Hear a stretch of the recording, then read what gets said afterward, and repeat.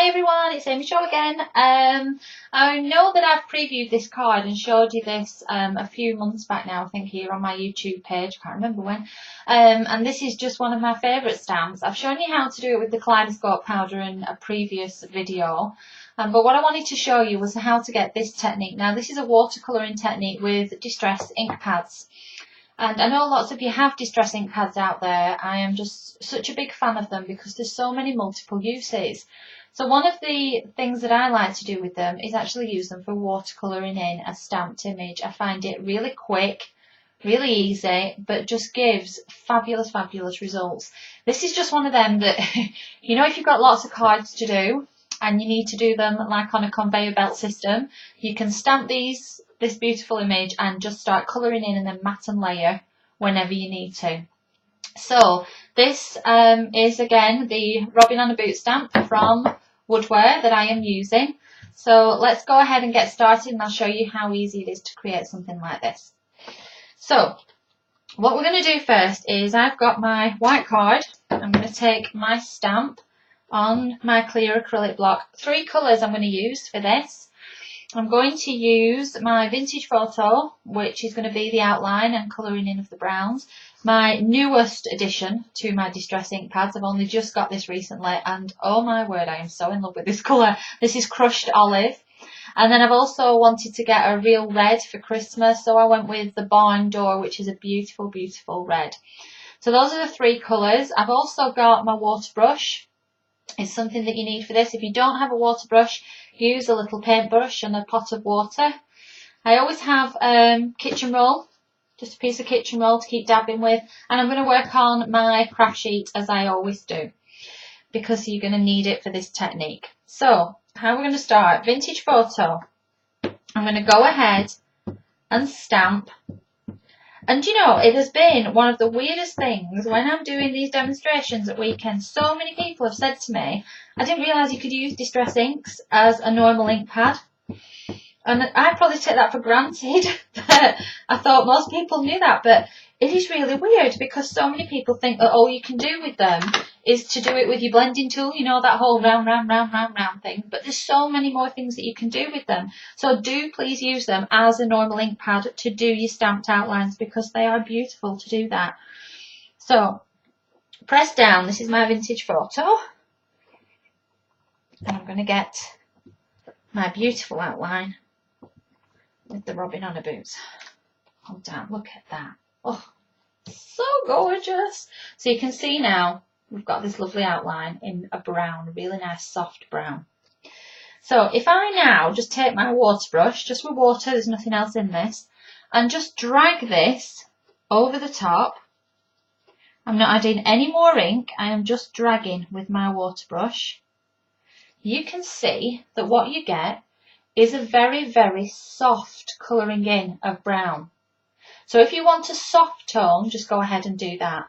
But I want something darker. I want to add more colour.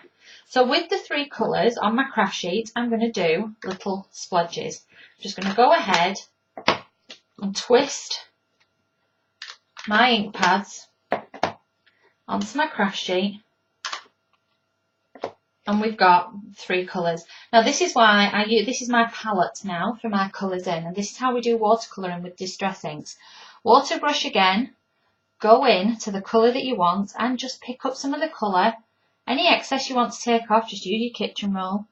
And I am going to just drag the colour over my robin and keep going back and just keep adding colour.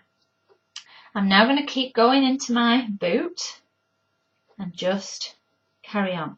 Now, one of the main things that you may notice as I'm doing this is that I'm being very slapdash about this.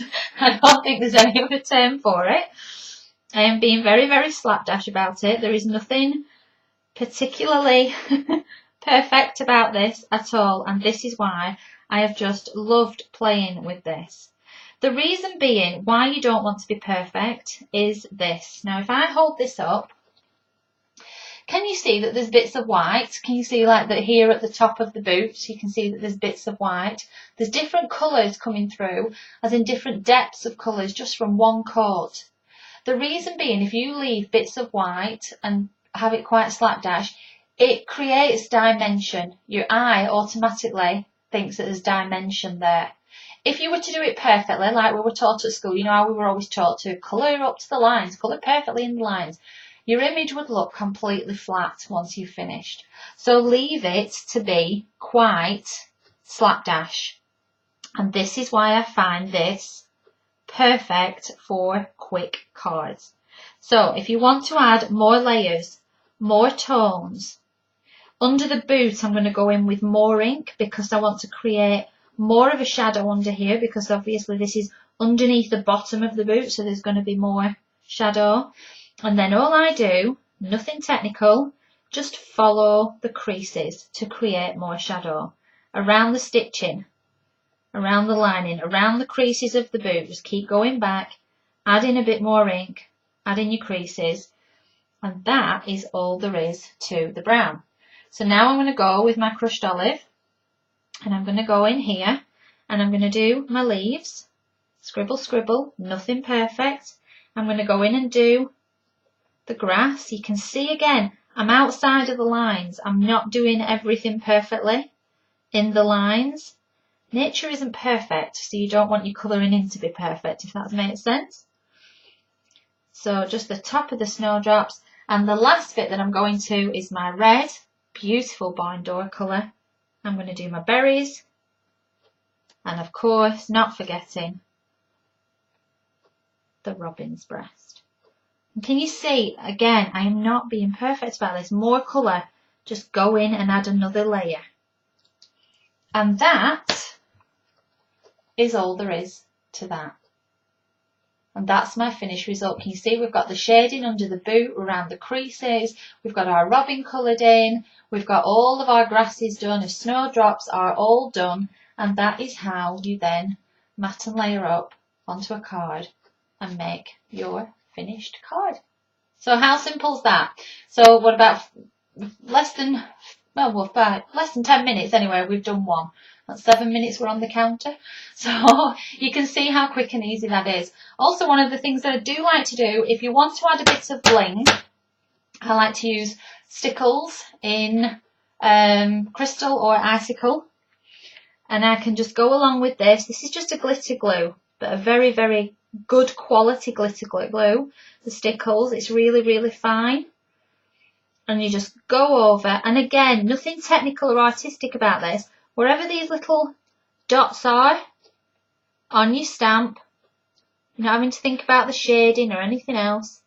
Just follow them around, add a little bit of your glitter glue, and there you have your finished result with just a little bling bling on the snowdrops and around. So that's how simple that is. So just give that a go. That's just watercolouring with your distress ink pads. And the three colours that I've used again are the Vintage Photo, Crushed Olive and Barn Door. So have fun with that. Okay, take care. Bye-bye.